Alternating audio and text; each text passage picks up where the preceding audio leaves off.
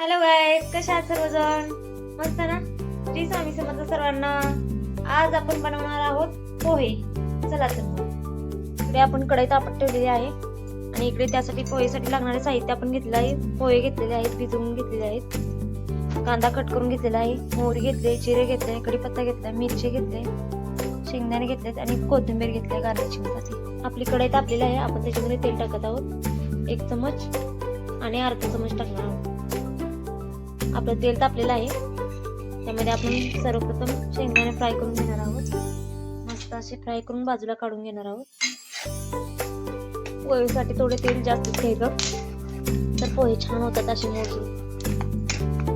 आपले शेंगदाणे फ्राय झालेले आहेत. आपण त्याला काढून घेत आहोत. सर्व शेंगदाणे आपले काढून झालेले आहेत. आता आपण त्यामध्ये मोहरी टाकत आहोत. मोहरी तडतडली की जिरे टाकत आहोत. जिरे तडतडले की कढीपत्ता टाकत आहोत. आता मिरची टाकत आहोत वरतून. मिरची थोडीशी फ्राय झाली की आपण त्यामध्ये कांदा टाकत आहोत. आपण कांद्याला 1-2-3 मिनिट छान असं फ्राय करून घेणार आहोत. जास्त कांदा भाजणार नाही, भाजीला भाजते तसा थोडासा.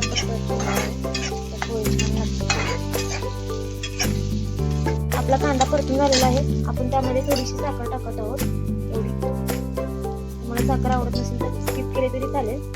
त्यावरती आपण चवीनुसार मीठ टाकत आहोत.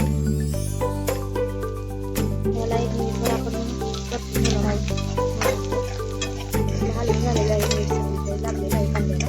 आता आपण त्याच्यामध्ये हळद टाकत आहोत. तुमच्या आवडीनुसार हळद टाकत आहोत. याला आपण हलवून घेणार आहोत. आपला हलवून झालेला आहे छान असं. त्यामध्ये आपण पोहे ओतत आहोत. सर्व पोहे आपले ओतून झालेले आहे. आता छान असं याला मिक्स करून घ्यायचं. हे बघा, आपले छान असे पोहे हलवून झालेले मस्त असे. त्यावरतून आपण कोथिंबीर आणि शेंगदाणे टाकणार आहोत. माझी रेसिपी जर तुम्हाला आवडत असतील तर लाईक करा, शेअर करा, कमेंट करा. काही चुकत असेल तर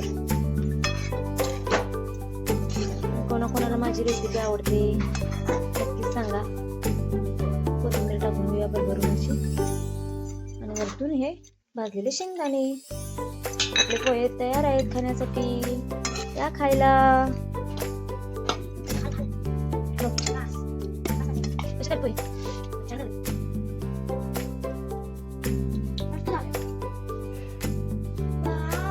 कसे झालेत पोहे?